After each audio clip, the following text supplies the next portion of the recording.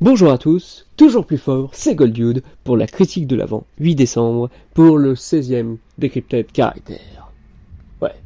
Et aujourd'hui, donc, oui, après le précédent épisode où j'ai un peu parlé de méta, parce que vous savez très bien que j'aime le méta, c'est comme ça que je réfléchis. Et c'est pour ça que je vais toujours au-delà des codes.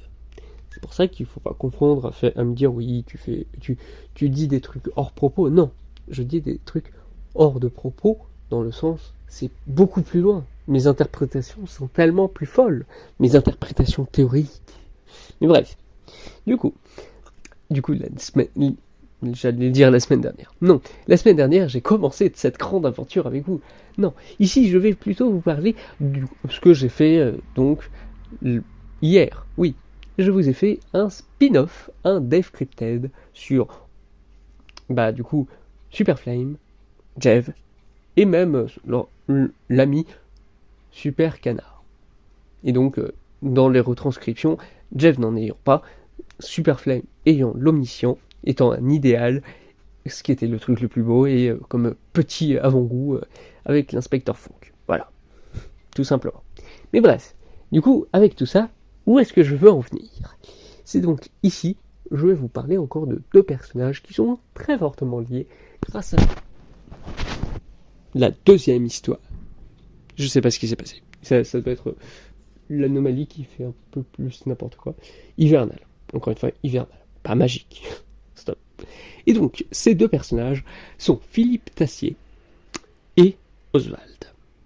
Oswald, on n'a pas son nom de famille. Hein. C'est comme ça.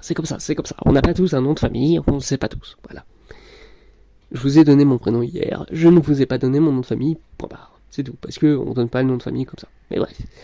Donc, qu'est-ce que je veux dire? C'est que, avec tout ça, oui, ces deux personnages ont donc été liés en 2019.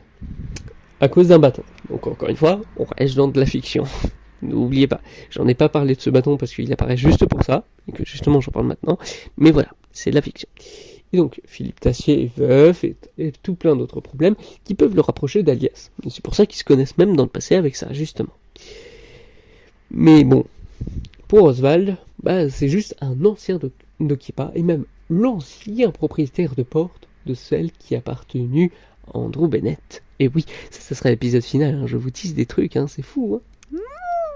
Mais bref, arrêtons de batailler avec tout ça.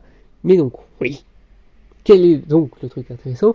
C'est que, pour Philippe Tassier, on peut voir donc le fait de partager la mémoire du vieil homme fait qu'il est le vieil homme. En fait, je trouve très intéressant, et c'est là où est mon interprétation, c'est que Philippe Tassier a toujours été un peu comme le personnage assez vieux, et que Oswald lui aurait remplacé le pas, mais que justement non, ils ne font plus qu'un. Même si justement Oswald est déjà redevenu un bébé, rené avant de redevenir vieux, dans les faits, justement, même si l'omniscient le savait, voilà, c'était même pendant cette période donc où il a été un bébé jusqu'à avoir 1 an, c'était encore Tassier le plus vieux. Et c'est vraiment un côté qu'on veut développer pour ce personnage. C'est un personnage âgé et qui doit faire avec. Et Oswald est encore plus vieux, mais surtout, donc, renaît, a vraiment renaît de ses cendres, soit grâce à l'omniscient ou même pas, on n'en sait rien. Il est même mort en 2019 en fait, en se suicidant avant de renaître. Je sais pas si vous vous rendez compte de la chose. Et du coup, du côté pour l'inspecteur, Philippe Tassier, c'est autre chose. Mais donc, ici, on peut peut-être voir qu'avec Oswald, il y a un sens de l'immortalité.